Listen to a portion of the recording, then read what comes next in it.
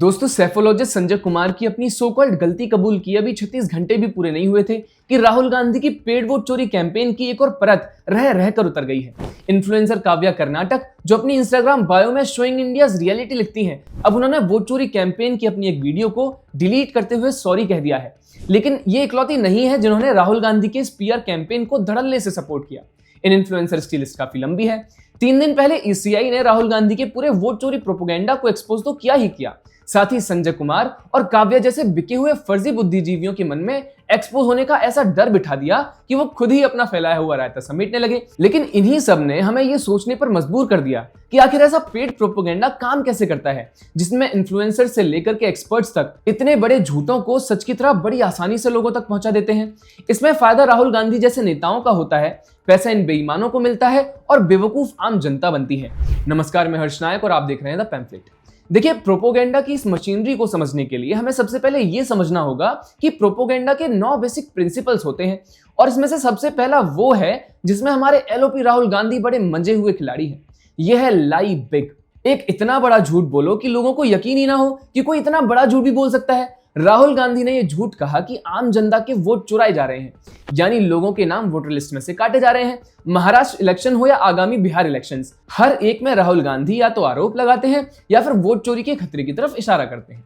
संजय कुमार ने जब यह दावा किया था कि महाराष्ट्र की किसी कंस्टिट्यूएंसी में लगभग 40% वोटर्स के नाम काट दिए गए हैं, तो लोग हैरान रह गए थे और पूरे कांग्रेसी इकोसिस्टम ने इसे ऐसे प्रोपोगेट किया था मानो किसी बच्चे को झुंझुना मिल गया हो। लेकिन लॉजिकली अगर सोचा जाए तो किसी भी विधानसभा से 40% वोटर घटना या बढ़ना कैसे पॉसिबल हो सकता है। प्रोफेसर दिलीप मंडल ने इसी बात पर फोकस करते हुए अपने एक ट्वीट में लिखा कि मेरे पास अगर कोई जूनियर ऐसा आंकड़ा लेकर के आए कि किसी विधानसभा में लगभग 40% वोट बढ़ गए या घट गए, तो मैं उसे 10 बार चेक करने के लिए कहूंगा, खुद भी चेक करूंगा, खारिज नहीं करूंगा, बार बार चेक करूंगा। उन्होंने आगे कहा कि संजय कुमार के अनुभव को देखते हुए, जो कि ज्ञान परंपरा में मेरे सहयात्री हैं, मैं ये मान ही नहीं सकता कि इस आंकड़े को देख करके उनको खतरे की घंटी नहीं बजी होगी। और उन्होंने यूं ही ट्वीट कर दिए होंगे। ये एक से ज्यादा ट्वीट है और यही शायद संजय कुमार को देर में समझ आया जब उन्होंने अपने ट्वीट डिलीट करके माफी मांगी। लेकिन राहुल गांधी इस बड़े झूठ वाले प्रिंसिपल में एक कदम और आगे निकल गए हैं। ये है रंजू देवी, जो रोहतास में रहती हैं। इन्होंने 19 अगस्त को एक खुलासा किया कि वार्ड सचिव ने इनसे कहा कि आपका नाम वोटर लिस्ट से काट दिया गया है और अगर आपको अपना नाम वापस जुड़वाना है तो राहुल गांधी से जाकर मिल लीजिए। इसमें चौंकाने वाली बात यह थी कि ड्राफ्ट वोटर लिस्ट में रंजू देवी का नाम था और सचिव जी ने झूठ बोलकर रंजू को राहुल गांधी के पास भेजा था, क्योंकि वो इस मशीनरी का हिस्सा है। हर चपला है, थाना नौहट्टा, जिला रोहतास, बिहार के हैं हम।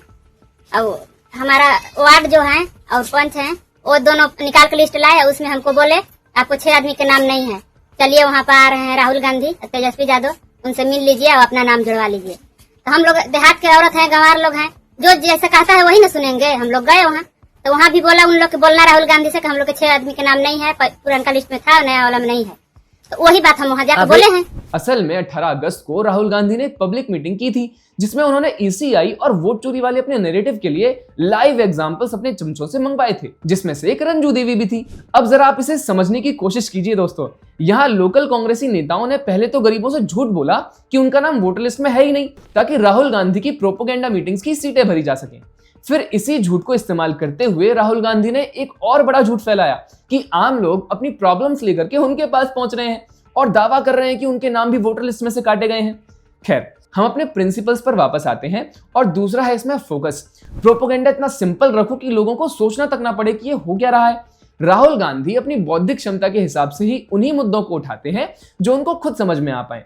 अब इसमें आप वोट चोरी ले लो, लोकतंत्र खतरे में है ले लो, या फिर जाति वाला मुद्दा ले लो। दोस्तों, तीसरा है इसमें रिपीट। अपने प्रोपेगेंडा को इतना दोहराओ कि लोग उससे फेमिलियर हो जाएं।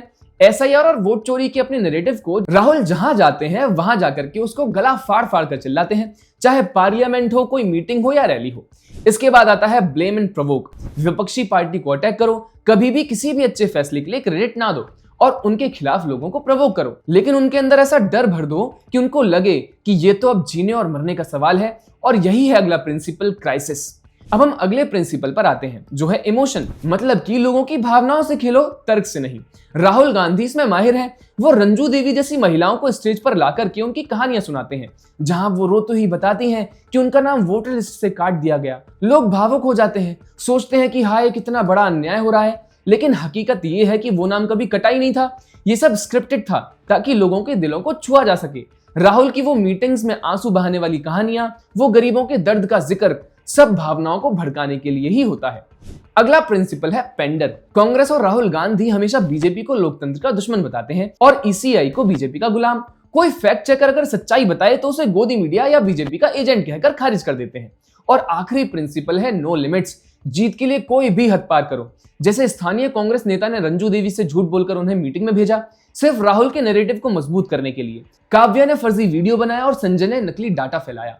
ये सारा खेल या तो पैसे या प्रचार के लिए किया गया। जब पकड़े गए तो माफी मांग ली, लेकिन नुकसान तो हो चुका है। लोगों के अंदर ये डाउट तो बन ही गया है कि उनके साथ कुछ तो गलत हो रहा है।